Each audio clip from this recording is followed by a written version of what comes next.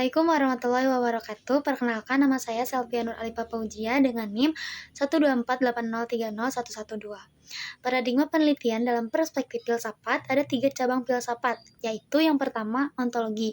Nah, ontologi merupakan cabang filsafat yang paling kuno yang berasal dari Yunani. Nah, ontologi yaitu merupakan cabang filsafat yang membahas mengenai suatu keberadaan yang bersifat konkret.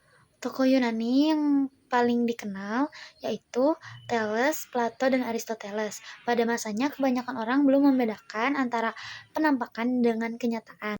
Thales terkenal sebagai filsuf yang pernah sampai pada kesimpulan bahwa air merupakan substansi yang terdalam yang merupakan asal mula segala sesuatu.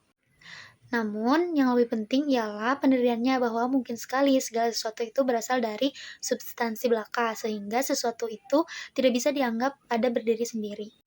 Hakikat kenyataan atau realitas memang bisa didekati oleh ontologi dengan dua macam sudut pandang. Yang pertama itu kuantitatif, yang mempertanyakan apakah kenyataan itu tunggal atau jamak. Yang kedua kualitatif, yaitu dengan mempertanyakan apakah kenyataan itu memiliki kualitas tertentu, misalnya daun yang berwarna kehijauan atau bunga mawar yang berbau harum.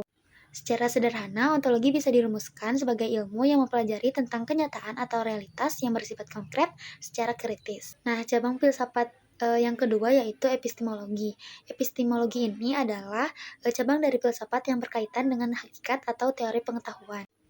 Dalam bidang filsafat epistemologi meliputi asal mula, sumber, ruang lingkup, nilai validasi, dan kebenaran dari pengetahuan.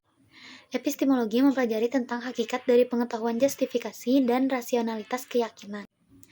Epistemologi menjadi banyak diperbincangkan dalam berbagai bidang. Nah, epistemologi ini dipusatkan dalam 4 bidang, yaitu yang pertama, analisis filsafat yang terkait dengan hakikat, pengetahuan, dan bagaimana hal ini memiliki keterkaitan dengan konsepsi, keyakinan, kebenaran, dan justifikasi.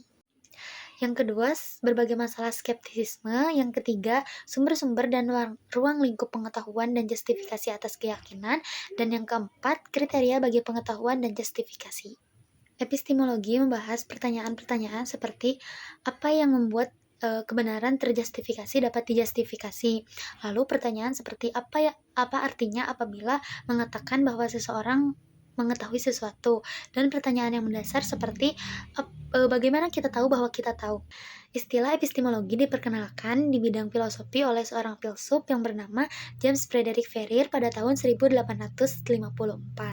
Namun, menurut Brett Warren, Raja James VI dari Skotlandia sebelumnya pernah menggunakan istilah atau filosofi ini dan menggunakannya sebagai personifikasi dengan istilah epistemon pada tahun 1591.